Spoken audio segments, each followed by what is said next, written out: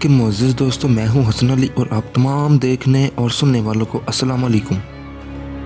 मुसलमानों की तारीख में कुछ ऐसे हुक्मरान गुजरे हैं जिनका नाम रहते दुनिया तक रहेगा।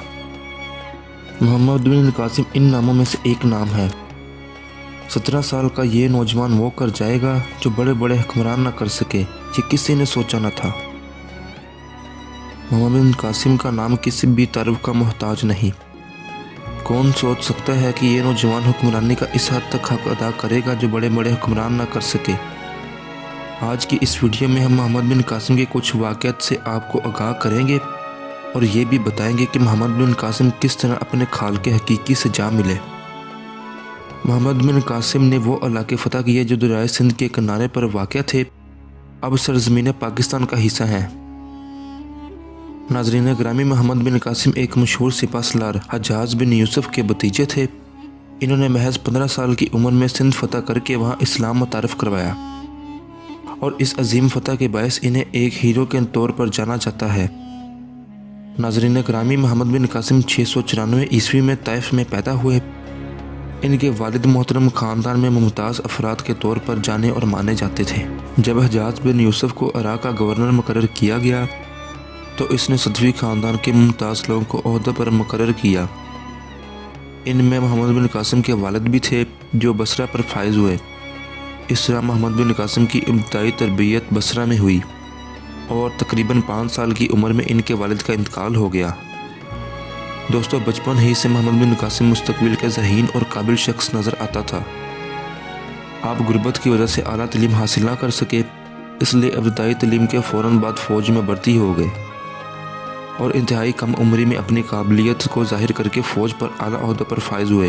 नाज़रीन ग्रामी, सन 708 में ईरान में कुर्दों की बगावत के बाद आपको सिपाहसालारी के फ़राइज़ सौंपे गए, तो इस वक्त बनु उमैया के हुक्मरान वलीद बिन अब्दुल मलिक का दौर था।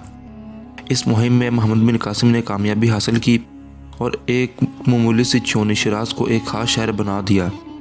इसी दौरान मोहम्मद बिन कासिम को शिराज़ का गवर्नर भी बनाया गया। इस वक्त आपको उम्र 17 बरस थी। आपने अपनी तमाम खूबियों के साथ हुकूमत करके अपनी काबिलियत और जहानत का सिक्का बिठाया और यूँ सिर्फ 17 साल की उम्र में आपको सिंध का सिपाहसालार बना के भेजा गया। दोस्तों, मोहम्मद बिन कासिम की फतवात का सिलसिला 711 में शुरू हुआ, जिसे उन्होंने सिंध के अहम इलाके फ़तह किए और मुल्तान को फ़तह करके सिंध की फतवात को पाए तकमील तक पहुँचाया। इन्होंने तकरीबन 4 साल सिंध में गुजारे और फतवात के साथ साथ सल्तनत आला का इंतज़ाम भी किया और सिंध में ऐसी हुकूमत की बुनियाद डाली जिसने इंसाफ के तमाम तकाज़ों को पूरा किया और अवाम के लिए रवादारी की पॉलिसियाँ कायम की।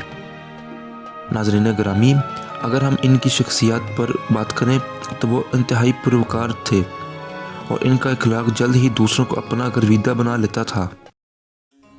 वो हर शख्स से मोहब्बत से पेश आते और उनके मातहत उनकी हद दर्जा इज़्ज़त करते। अपनी आम ज़िंदगी में लोगों के गम बांटते और इन्होंने ज़िंदगी के हर मोड़ पर अपनी अक्ल और फरासत को इस्तेमाल किया। मोहम्मद बिन कासिम की बुलंद ख्याली और मुस्तहकम इरादी इनकी कामयाबी की दलील थी।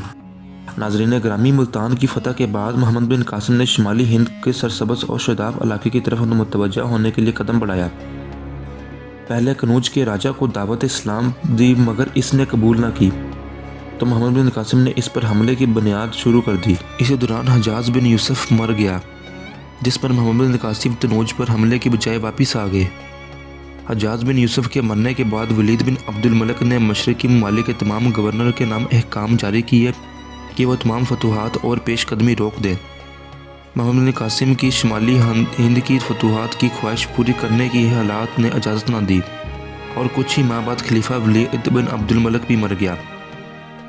अमवी खलीफा वलीद बिन अब्दुल मलिक के बाद फ़तह सिंध मोहम्मद बिन कासिम का ज़वाल शुरू हो गया, क्योंकि वलीद के बाद इसका छोटा भाई सुलेमान बिन अब्दुल मलिक जानशीन मुकर्रर हुआ, जो हज्जाज बिन यूसुफ का सख्त दुश्मन था।